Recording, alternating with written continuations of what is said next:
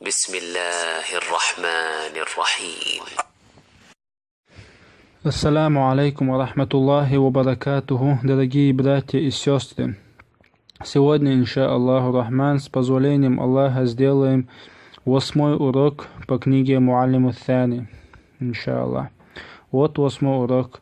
Сегодня будем изучать, инша Аллах, буква Каф. Вот буква Каф. В скобках написана буква К, то есть он дает нам звук К. Тут изображены буква Каф, как эта буква пишется в начале, в середине и в конце слова. Буква Каф в начале слова пишется вот так, таким образом. В середине слова буква Каф пишется вот так. И в конце слова буква Каф пишется вот так. То есть в начале, в середине и в конце пишется эта буква вот так. Ка, ки, ку. Теперь прочитаем слова, иншаллах.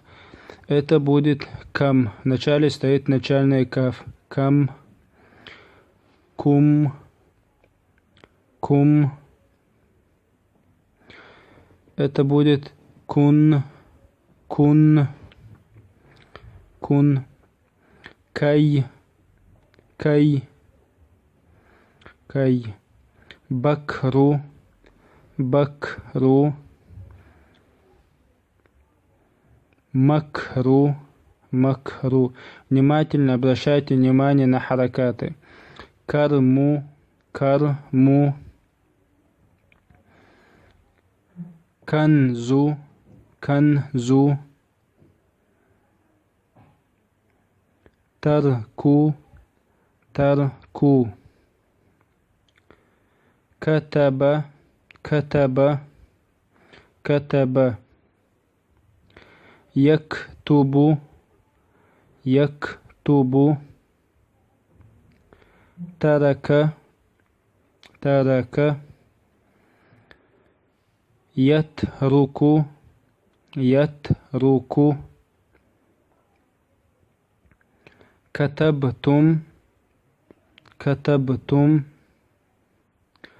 Амарака, амарака. Амаратка, амаратка. Кунта, то есть кунту, кунту. Мумкин, и это последняя буква, мумкин, то есть слово. Ка, ки, ку, кам, кум, кун, кай, бакру, макру, карму. Канзу, тарку, катаба, яктубу, тарака, ятруку, катабтум, амарака, амаратка, кунту, мумкин.